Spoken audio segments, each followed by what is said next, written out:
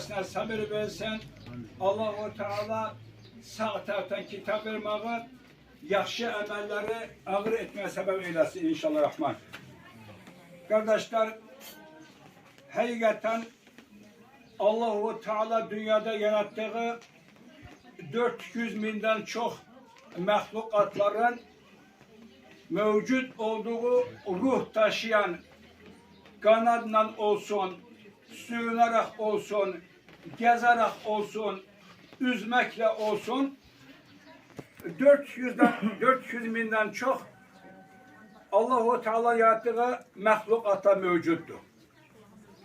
Bunların içinde en şerefli olan insandır.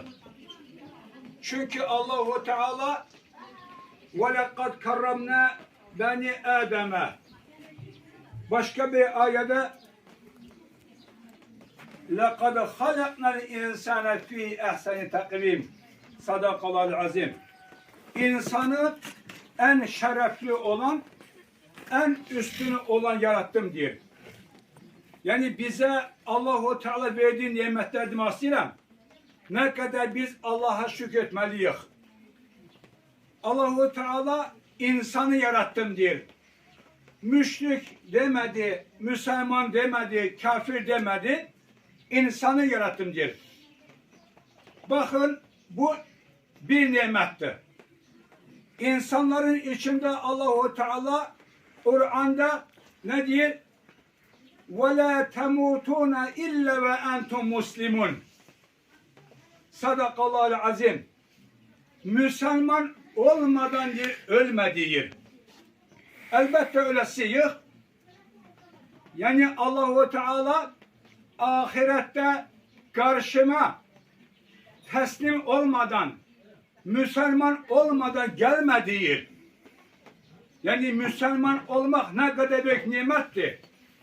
Çünkü biz isteyip değil. Allah-u Teala bizi Washington'da bir müşrikin evinde yarabilirdi. Yani Allah-u Teala'nın %95% Müslüman olduğu bir devlette bizi yaratmak vallahi bu büyük nimetti. Müslüman olmak.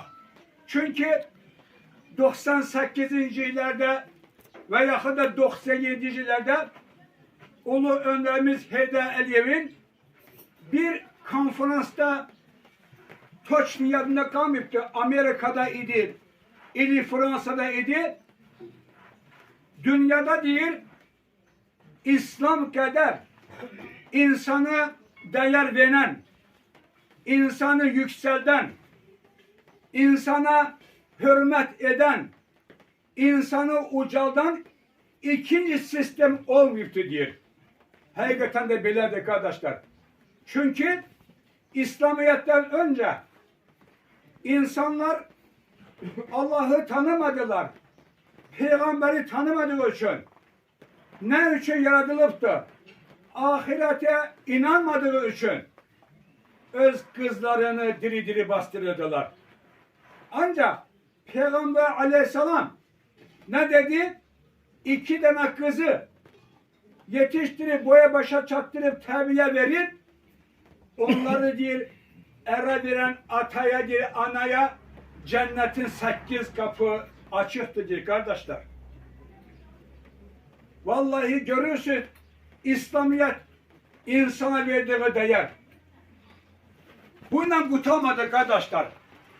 Müslümanların içinden de Allah-u Teala El-İmran 110. da desen ayeti Allah-u Teala Kur'an'da diyor kuntum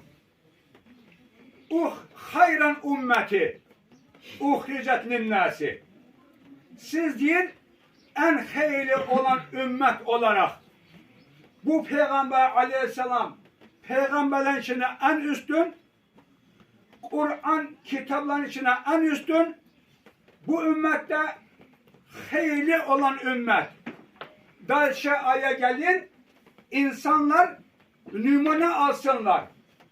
Bu dünyada Müslümanlar Müslümanların içinden de son olan ümmet, bütün insanları kurtarmak için sizi çıkarttım diyor en hayırlı ümmet. Ona göre kardeşler, Peygamber aleyhisselam dünyadan köçenden sonra hamımız biliyor ki 120 bin sahabe koydu. 120 bin sahabenin içinde Mekke'de 5 bin kabri var sahabenin. 10 bin kabri de Medine'dedir. Yaxşı 105 bin sahabenin kabri haradadır. Ona göre kardeşler, dünyada bazı mekanlar var. En üstün olan mekan, vallahi Peygamber'in hadisiyle sabit olan Kabe evi. Burada kıldığı 2 rekat sünnet namazı olsun, farz olsun, Kabe evi yanında 2 rekat namaz 100 bin defa daha faziletlidir. İkinci mekan Medine'de Peygamber Aleyhisselam kabri olan Medine Münevvere'de Peygamber Aleyhisselam mescidi kabri olan bazı kitaplarda 1000 defa, bazı kitaplarda 10 bin defa burada kıldığı namazdan faziletlidir.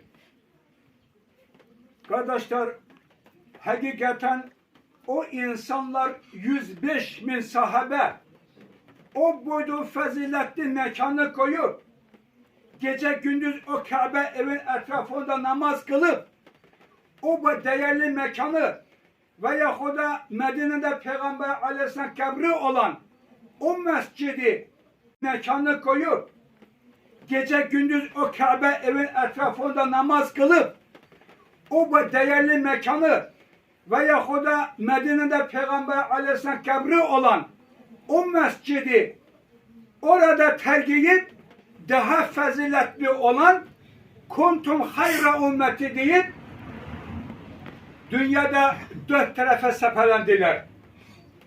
Esselamu aleyküm demeye insan olmayan bir yerde insanlara vallahi hansı ki bütlere sitaş eden oda sitaş eden insanları kurtarmak heyecanıyla ayak yalan gelip onlara iman getirtirdi. Onların da ailesi var idi. Evi eşiği var idi. Ancak yemeye çörek olmayan, giymeye çarık olmayan, çorap görmeyen nesil. Çünkü ahirete inanımı var idi.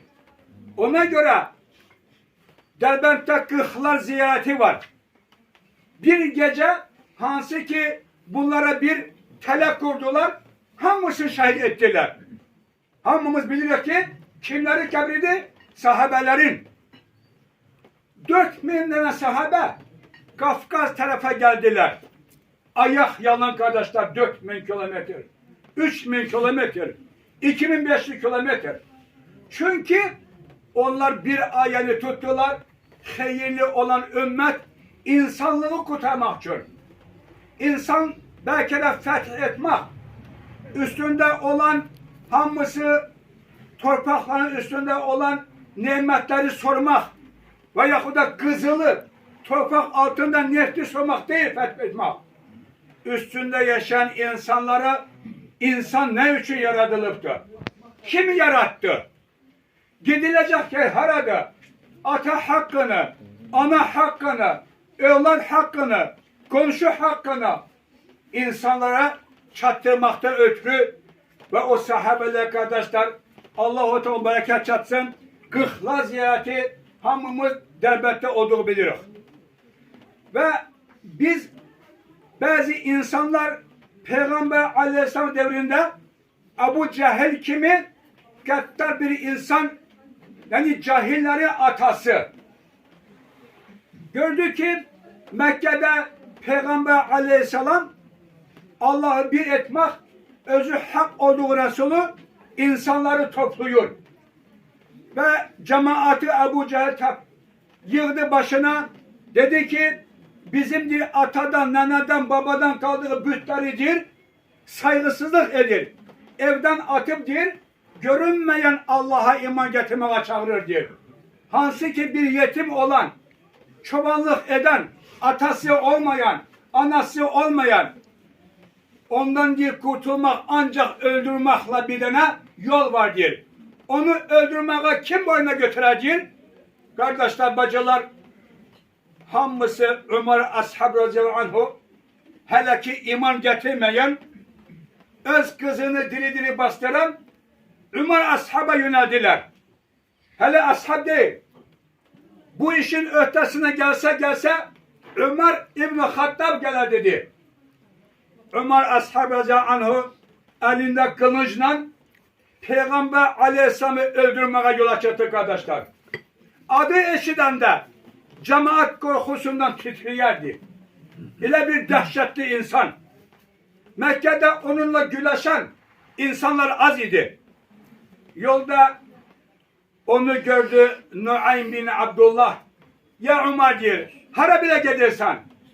Ben diyor, o hansı ki Darul Arkam evinde insanları yığıp diyor, ata, anadan, babadan kaldığı bütlerden yöneldir diyor, tezedin getirdiği Abdullah'ın oğlu Muhammed'i öldürmeye gidem dedi. O vakit dedi, ya Ömer diyor, sen evinden birinci başla diyor.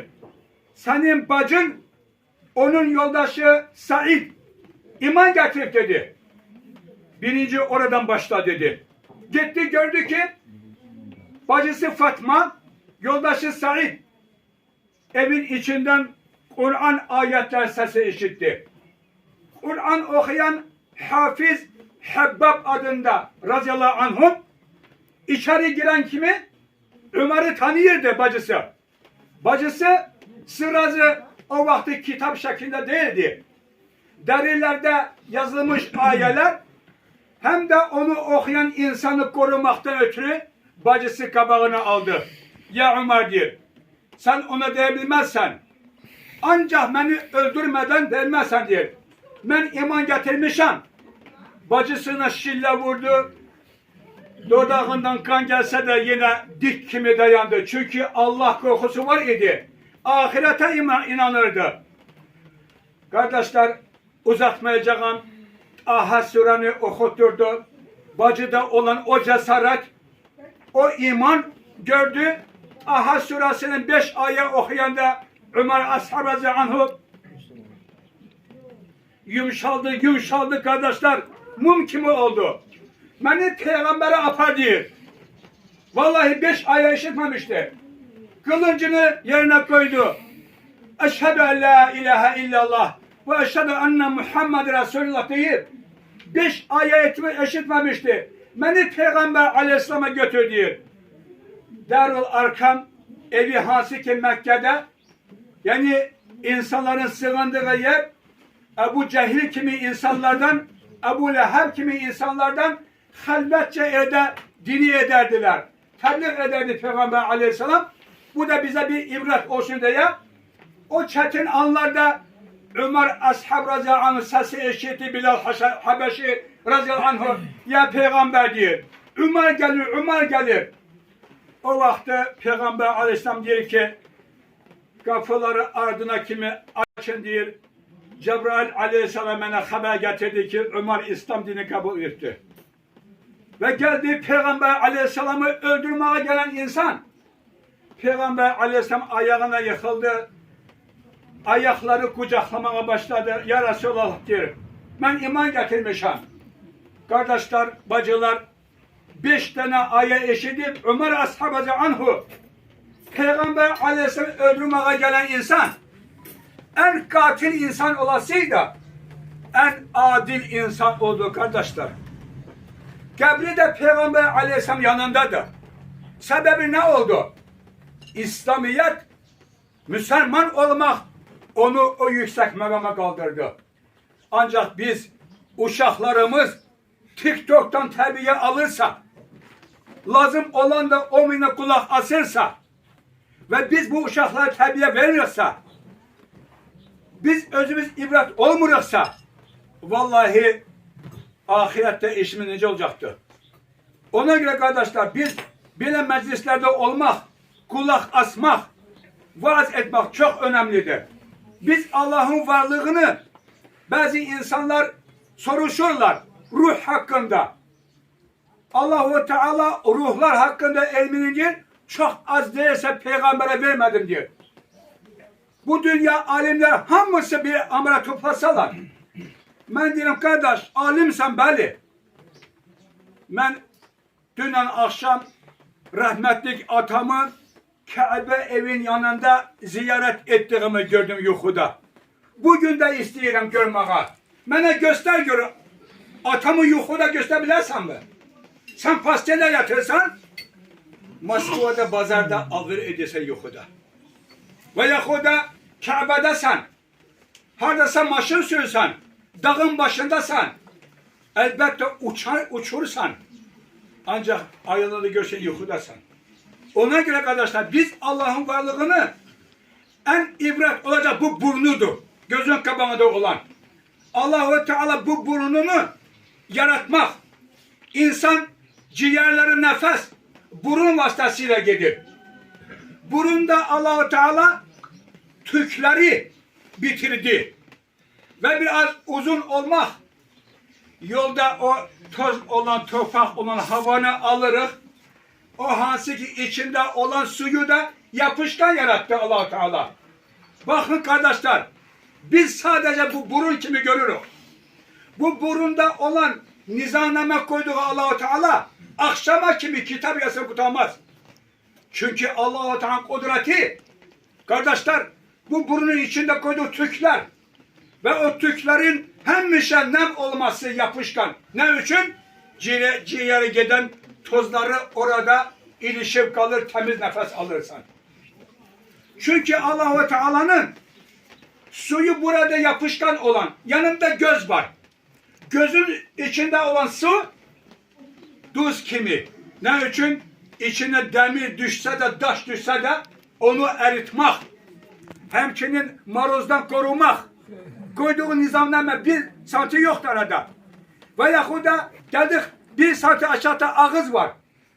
Dili ucunda tuz bilmek kabiliyet koydu. Ne için? Mideye tuzlu şey yemeyesen. Suyu tadı yoktu. Kulağında olan şerbet bu acıdı. Ne için? Karışkalar girmesin yatan vakti. Kardeşler Allah-u Teala'nın kudreti hakkında tefekkür etmek. Vallahi 1 saat elinle meşgul olmak, tefekkür etmek. Ona göre kardeşler 60 yıllık nafile sünnetten diye nafile ibadetlerden üstündür.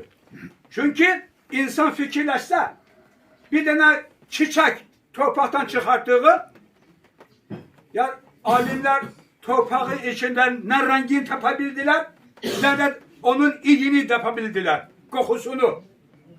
Bu Allah-u Teala'nın kudreti göğsü kardeşler.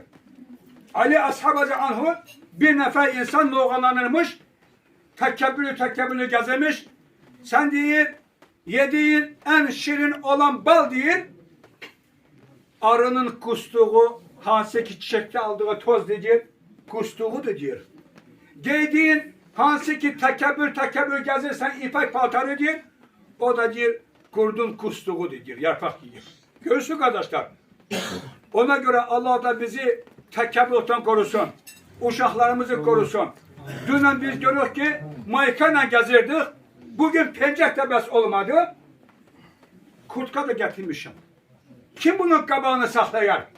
Dünden o burada istiydi hava. Bugünü görüyoruz biz ne kadar soyuktu.